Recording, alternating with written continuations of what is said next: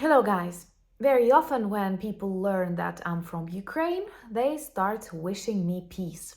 And of course, peace is something that I and millions of my countrymen want a lot. But at the same time, when we wish each other peace in Ukraine, we always say after the victory.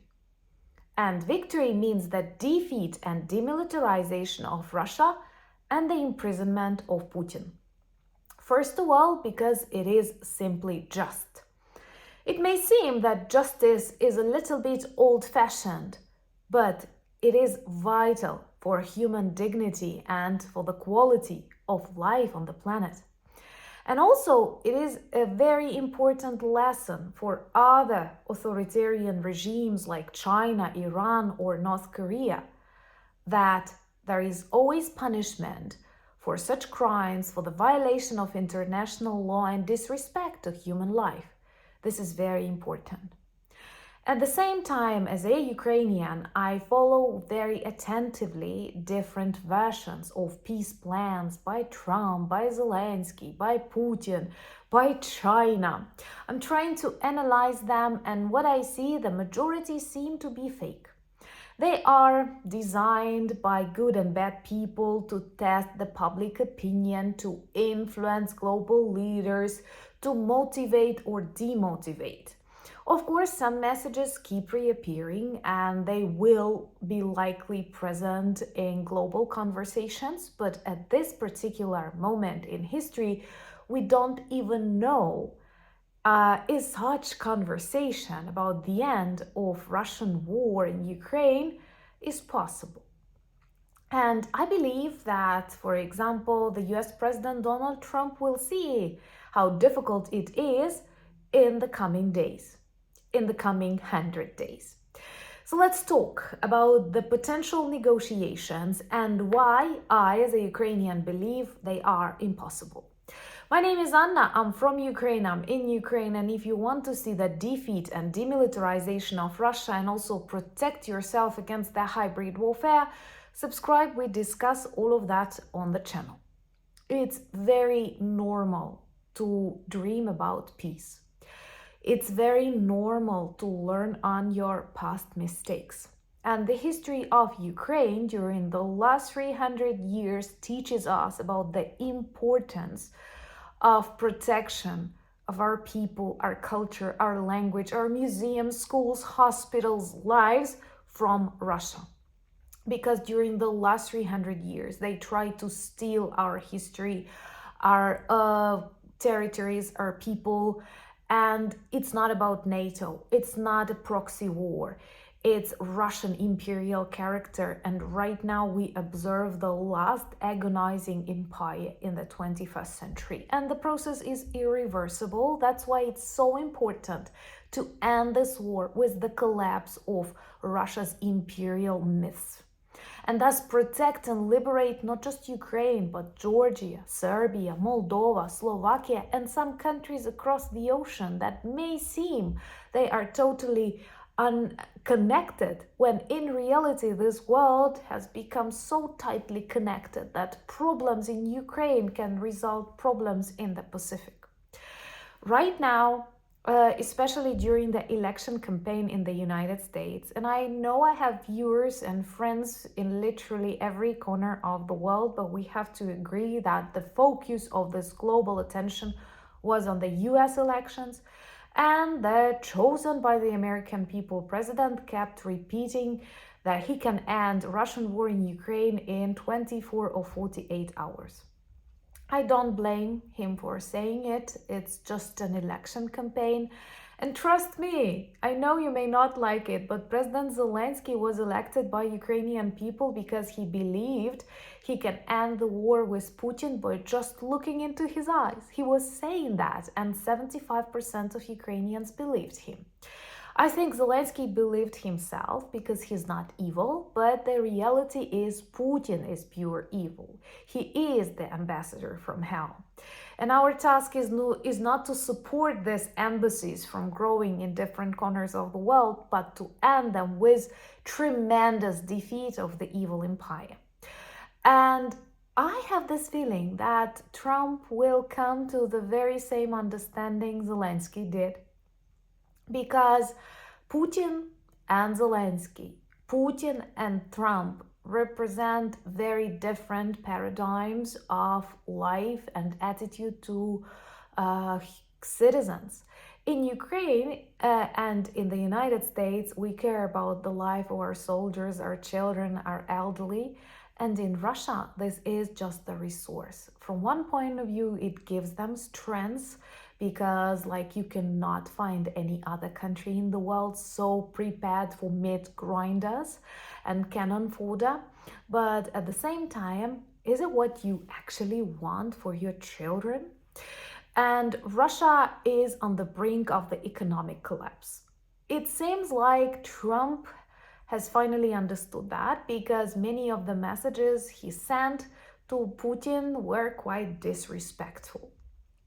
And even like if they had some previous conversations and negotiations as the representatives of the countries so different with very different values, I do not believe they can reach an agreement at any point. Subscribe to witness the collapse of Putin, and please share these videos on your social media platforms to demonstrate the solidarity with Ukraine and also to debunk Russian myths online. There are too many. Also, I think that Trump sees the world based on like 2015, 2020, when he was still the president during his first term, but many things changed. And during this time, there are lots of things that got broken in the world order.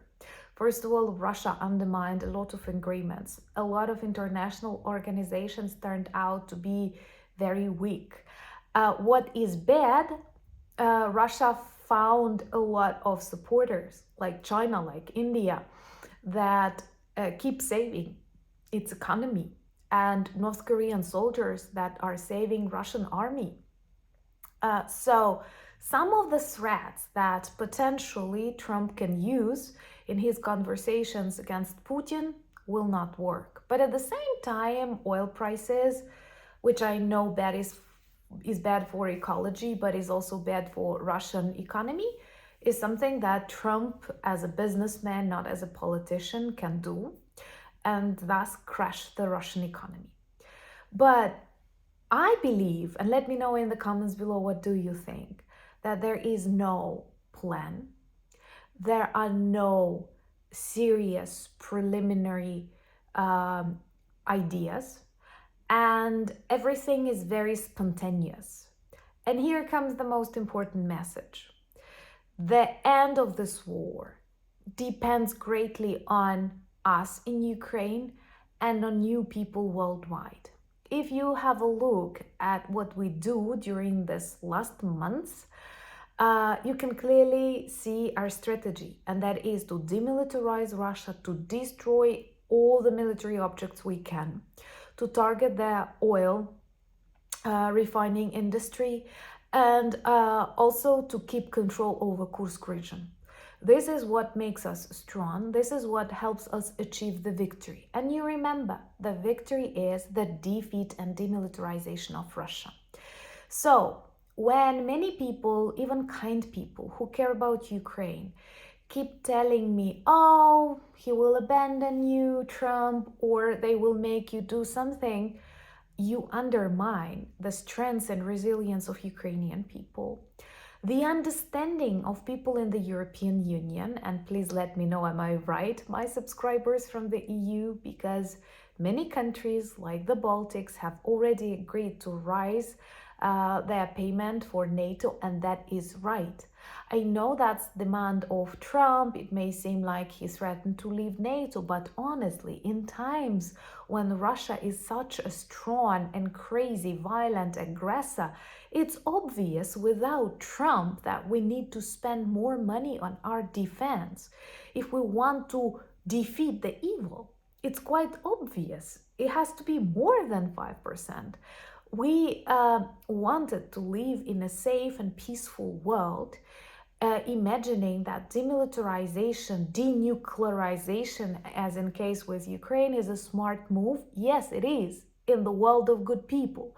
But in the world where Russia is your neighbor, no, you have to spend more and more money on defense, innovation, and investment in your army.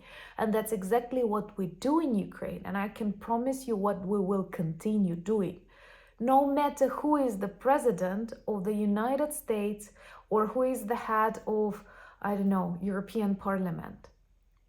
And I think that this leadership, this decisiveness that you can see right now in the people of Ukraine, in our determination to finally end this 300-year-old war and to keep demilitarizing them, burning their oil depots, destroying their drone manufacturing plants, and sending loud messages even to Moscow.